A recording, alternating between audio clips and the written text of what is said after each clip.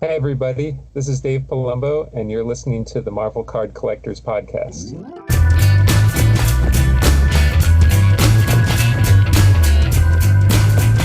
Oh, hit that button. And you can say whatever you want, Carl. You can swear. You can. I mean, don't do what someone apparently at New York Comic Con, which is happening right now as we record. Apparently, yesterday, someone just openly took a shit on the con floor. Oh no! That was it. Yeah, there's no. I don't know what happened afterwards, but that's the headline, and there's nothing more to say. Someone literally took a shit on the floor. I mean, you do realise you're opening this podcast with that story, don't you? Well, it might not be on. It won't be on the audio version, but it will be on the YouTube version. I hope that's not going to be me because I'm sat on my couch here and I've got food poisoning. Yeah. That's going to be me. That's what you're getting at, isn't it? Jake is gonna. So I like how you just put it to me straight away. As long as we don't. Today's podcast will be sponsored by Tenor Men, adult nappies for middle-aged builders from Wigan. That's a very specific demographic. I like. Yeah, that would be me. Yeah. Right. I'm going to kick us in. I need to take a run up for this. You'll hear why in a minute. Hello, everybody. My name is Ian Taylor, and you are listening to the Marvel Card Collectors Podcast, your weekly digest of hobby goodness.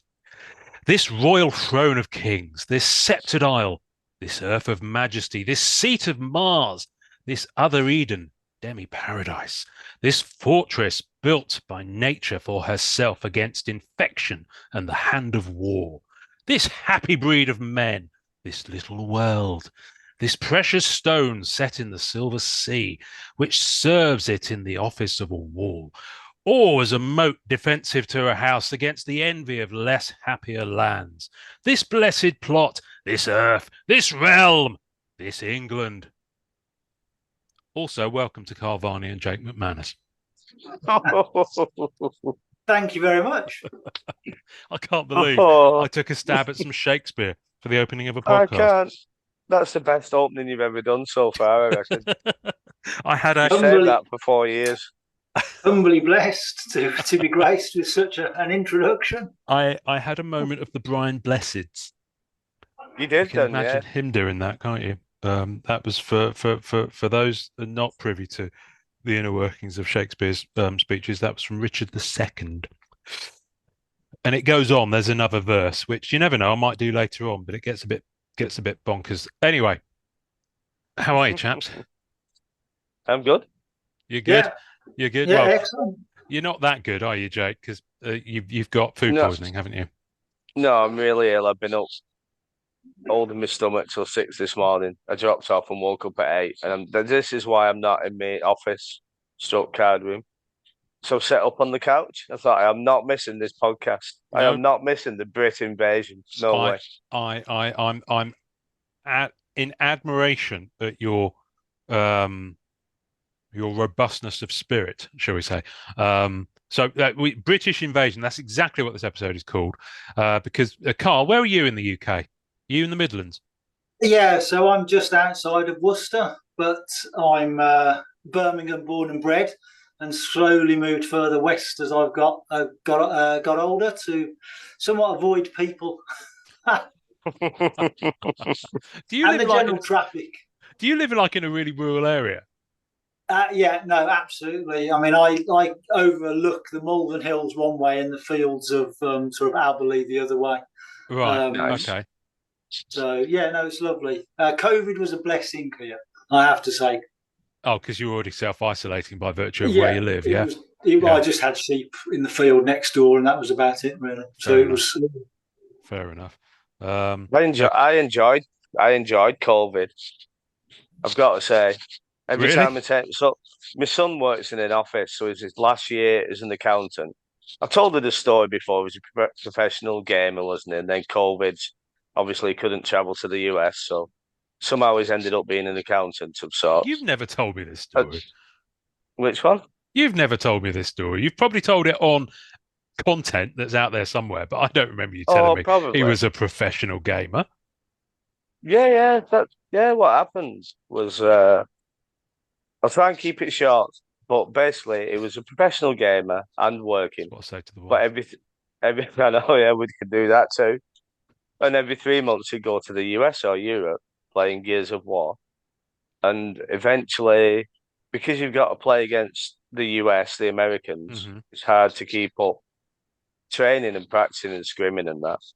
And so when COVID came, anyway, HS to do gaming full time. And then he did all right. They were European champion a couple of times. They did all right in America. They were earning a decent wage. And then, I just went a bit tipped. Yeah. And that's how we got into cards. We got into cards because Jay didn't have a second income then.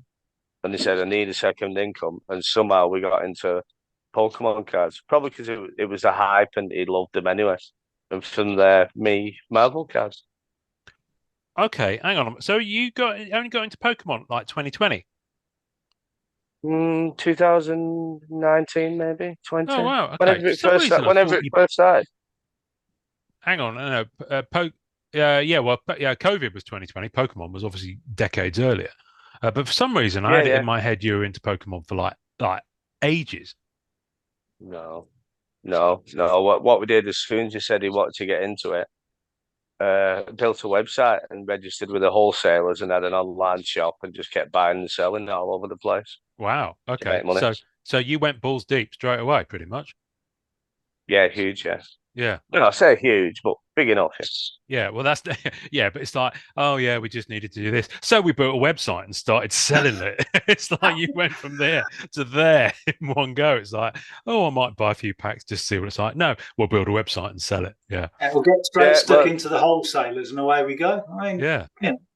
Bloody hell. That wasn't easy. We were quite lucky, but I hounded them and hounded them and hounded them. It helps if you're already a limited company with VAT registered and blah, blah, blah. Anyway, you know what I mean? And I just didn't leave them alone until they gave me the accounts. But soon after we had ours, they stopped giving people accounts and they just said, oh, you can't have them because the demand was so big. Yeah. Oh, wow. Oh, well, you got in just before the cutoff then. So do you still have your website and do you still trade with the Pokemon stuff? We still built a new website. So what happened? I was so busy with work, I let it go. So if you don't use them all the time, they like kick you out, and I didn't, so they kicked me out. So I've just started again. So on there at the minute, it's mostly graded cards, but we still have Pokemon cards that we grade and we sell and blah blah blah. Yeah. But we still got a big stock of stuff. Well, most of it's gone now. But we did have a big stock of stuff that, we've still been selling. But we have still got, a lot, yeah. Wow. So you two, it just occurred to me, because the reason I ask if you were in a rural area, Carl, is we had a video call, maybe a couple of years back now, because you wanted some kind of advice as to how to strategically attack, was it Spidey Metal? But yeah, Spider-Man Metal. That's right. And your advice saved me a small fortune, so I thank you for that. You're welcome. Checks in the mail. And when I spoke to you, you were outside. I think you'd just been chopping logs. So I kind of had this image of you as some rugged, like lumberjack, with bulging biceps and all this sort of stuff. But it makes sense if you're in the middle of nowhere. But you two are both in a similar game, aren't you? Because Jake, you build houses. Carl, what do you do? Build houses. There we go. You can't make this shit up. I was going to say, Jake, you must know Carl. He builds houses as well. It's like one of those things. It's like, I'm from Malta. You must know my brother. He's from Malta. Yeah. Yeah. I've had someone say that to me before. Was it? Oh, I'm from Devon. Oh yeah, my cousin's from Devon. You must know him. And they proceeded to tell me his name. Of course, I don't fucking know. But Jake, when somebody asks you, what do you do?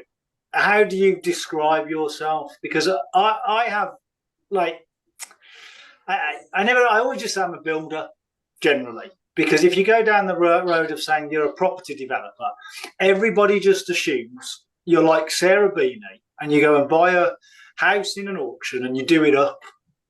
And obviously, I don't know what you do, but I'll buy a field if I can get one and put anything from 2 to 14 houses on it. Wow. I just don't tell people what I do generally. Which is fair enough. It's easier, saves all the questions. Worst thing is I'm an electrician by trade. And the minute you say you're an electrician, oh yeah, I've got a laptop that doesn't work, and I wonder if you look at my granddad outfit's Ferrari because it's all coming up on the computer. And I'm like, no, I'm an electrician. Yeah, I'm an electrician. I don't do all that. But yeah, I don't really like. That's funny. Don't say. Is that because you just genuinely don't speak to people? There's part of that, yeah, that's a big part. Yeah. Another part is somebody might ask me to do some work. whoa, wait a minute. Yeah. Oh, I've got this fuse box. I need to something. That's like what that. happens, yeah. Yeah. That's what happens. Exactly. Yeah. Well, I feel bad now because I collared you the other night to show you some ventilation that was related issues. As long as I don't have to turn up, that's all right. Oh, bugger. Oh, that was going to be my next question. Oh, well, never mind. So Carl, how did you? Because we first met is a dramatic way of saying it. I was selling off about 3 years ago all of my parallels from all the sets I had. So that was my Gold Sig set from 94 Masterpieces, same from 95 Masterpieces, my same from Masterpieces 2016, 2018, 2020. In fact, Jake, I think you bought my 2018 What If set. Yeah, right? 1 to 3, yeah. And I think one of the last things I put up for sale, or it might have been one of the first things I put up for sale, was my gold and bronze hollow foils from Masterpieces 94. That's right. Yeah, I think I bought 2 or 3 of the 2 or 3 of them. But I remember you messaged me. You were very condition specific. You wanted to see the pictures and that, and I was like, all right, there's a guy who knows what he's looking for. Well, I don't think I did actually. I think that was the irony. All right. You say, how did I get into it? And it's not dissimilar to Jake from a timescale point of view. A really good friend of mine who I've known for a long time, who ironically sold some houses for me. And for years, I didn't even know that this existed in his house. I mean, I must have known him now for probably a dozen years. And for 8 or 9 years, I didn't even know he had a trading card. And when COVID kicked off, he bought a case of 2016 Marvel Masterpieces. Oh, wow. And this was probably at the end of 2019 he bought this, and got it through either at the end of 2019 or the beginning of 2020 when COVID was kicking off. And I happened to be around his house at the time when he was deciding to rip into it. And he just kind of said, "Oh, I've got this case of trading cards. Do you want to rip into it with me?" And I mean, he hit some fire out of this case. Wow. And the guy that sold it to him actually ironically said to him, I think that the prices of the case almost doubled within 24, 48 hours. And he said it's the worst commercial decision he's ever made in his life. And selling the case to your mate? Selling the case. And it was a US guy who sold it, obviously, to this guy in the UK. And it was my first introduction to trading cards. I think, unless you catch it when you're a kid, you don't really know it exists. And I've obviously loved all Marvel comics and the art specifically. I've always thought the art's just amazing. And yeah, I was blown away. It was just an hour and a half of this, but with a case. Wow. And yeah, he pulled some fire out of this case. I think he got a Tier 4 Wolverine, What If Auto. I mean, it was just, it just kept coming. And that was my very first introduction. And then over the next few months, etc., it was a case of I've got this folder, and it just pulls out folders and folders and folders of just everything. And he's not in the groups, he's not on Facebook, and he just keeps himself to himself. And it's just like, wow. And then COVID hit, and I thought, I'm going to get stuck into this. and you end up not, COVID, you end up not doing a lot, and so I bought a case of 2020. Yes. Nice. Directly through Dave and Adams, actually. So I didn't pay the cheapest. And I was a bit surprised that they shipped it to the UK, actually, because I wasn't quite sure that they could or should, but they did. Not supposed to, are they? Legally, they're not supposed to, are they? Oh, yeah, sorry, Dave and Adams, if I've just dropped you in it. I wouldn't worry about it. Yeah, no, and so you then get your kind of, your parcel anxiety as it's being handled via UPS, and you give them a very specific place where to leave it in the house, and you get back home and they say we've left it there and it's not there, and you're like, right, well, brilliant, where's that then? And I found it, ironically, in a shed down the garden. I mean, it's as far away from where I asked them to leave it, but anyway, and so that was it. So yeah, he had a case and we had a case, and we tore into that, and the rest, as they say, is history. Wow. And I was exceptionally fortunate, because I think my very first box, and I didn't understand it at the time, I pulled that. Oh, nice. Tier 4, what Tier 4 Wolverine? Yeah, my first or second box. And I didn't realise how good a card it was. And he was losing his shit over it. He was like, oh, you got it.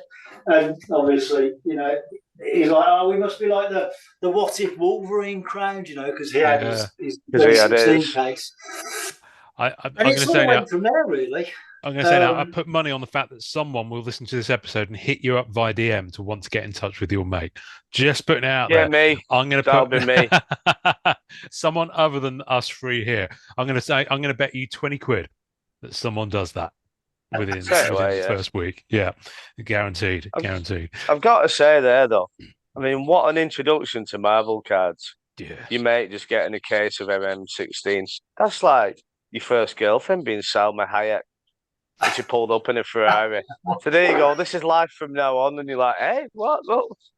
Is this how it is? And you can probably see from that why, if you like the artwork and you like the Marvel world, you're just going to be instantly hooked. Yeah. And then he's pulling out, 92 and etc. And yeah, it's been a journey ever since. And every time I come into the office that's over my garage, I make a point of just randomly going to a folder and flicking through some pages. Everything's in folders. There's very little on display. I always try to do that, just so that they're not just in a folder on a shelf that you never look at. Yeah. No, that's smart. So you must have. How big is your collection now? I mean, well, what, 3 and a bit years past that point now? But I think you've got a pretty decent setup, haven't you? Yeah, so I went mad, really, and probably caught it just right to be able to go mad, and ended up with pretty much every set from 90 onwards, including all of the parallels, up to a point. I didn't get involved in promos or anything like that, or any of the kind of oversized stuff, or the things that you can really flesh your collections out with. So it just went, Marvel Universe, Marvel Masterpieces, the X-Men stuff, the Rittenhouse stuff. I kind of missed the 2013-15 retro stuff, and then picked it back up with Masterpieces from 2016. I didn't hit anything from 2018. I just skipped that set, really. And then obviously Spider-Man Metal and other stuff, I'm sure, somewhere. Wow. Random tins of stuff. But that must be quite a sizable collection. I mean, that's a lot of sets there. I mean, did you get Masterpiece 96, for example? You've done that? Yeah, my 96 was done. 95 Emotions. The 94. I mean, bizarrely, I've ended up with 2 sets of 94 complete and 2 sets of 95 complete, apart from the Mirage cards. Wow. Just because I was buying bids on eBay that you were winning for nothing at the time, and I just ended up with so much stuff that, and I thought I've got to stop that now and just be much more targeted. And obviously there's a British guy, isn't there, Romy, who's not with us anymore, who I bought some sets off, and he probably gave me the best bit of advice, I think. And I'm sure we'll come on to it. And he basically said, look, if you're going to buy sets in the UK, you're probably better off buying complete sets, rather than trying to chase singles to complete sets here, there, and everywhere. Because with postage, global shipping, some of the headwinds that we have, and that was genius, I think, for me to be able to get from where I was, which was nothing, to just a collection I'm really proud of. Wow. Yeah. Now that's interesting. So there's a couple of things. So I want to, I kind of wanted to get into some of the challenges we have in the UK when we're collecting effectively American trading cards. No, that's what it is. Because there are cards that are made for the European market by Panini. And funny enough, we met, what was it, about 6 months ago, Carl? You came down this way? Yeah, no, I was over going to do the factory tour at Lotus for the Emira, and that must have been February time. It was, yeah. I remember it was still like grim and dark in the evenings. There wasn't a ray of sunshine to be seen. And we could have been July then, Ian. Could have been July. Oh, flipping heck, yeah. July was a shocker. So we, I was about to say we don't get much over here, but we do have the Panini sets, which are okay to a point. But I think what frustrates me about the Panini sets is because we know from what we get from Upper Deck, and for all its faults, they still do knock out some pretty bonkers stuff. We know how good it could be, and then when you get a Panini set, it's kind of like, it's okay, but you remember that TV advert from a few years ago where someone was like saying, "Oh, it's like a Golf." Yeah, it's like a Golf. It's like this. It's like we might as well just buy Golf. A Volkswagen Golf. So that's kind of how I feel about the Panini sets. I do them to scratch an itch, but with very few exceptions. Are they anything that kind of sings to me or want to keep? The finger was good, wasn't it? The one with all the Delato and Alex Ross covers and that, the 50 card set. Yeah, and that's the thing. That was amazing. You got the Bill Sienkiewicz Electra there, and they're all comic covers, aren't they? A lot of them from Marvel 1000, I believe. Spider-Man 60th. No, the one before that, Marvel 80th anniversary. Marvel 80th anniversary. So for our listeners who don't know, very rarely do Panini release a card set, just a card set. I think the only one, the Marvel Versus 2022 is probably the only one, because Marvel Versus the previous year, I think, was stickers and cards. It was, So most of the time when these Panini sets reach America, they're just the stickers, because Upper Deck have the license for the US, Canada, North American market. But in Europe, you get 4 or 5 stickers, and you get 1 card in each pack. And the collation's a bastard. I remember it took me a long time to finish the 60 cards in the Spider-Man 60th set. I mean, an awfully long time. In the end, I had to buy the last ones off Panini's own website from their kind of spares service. And that kind of finished me off. But I remember buying a box of those, and the collation was terrible on the cards.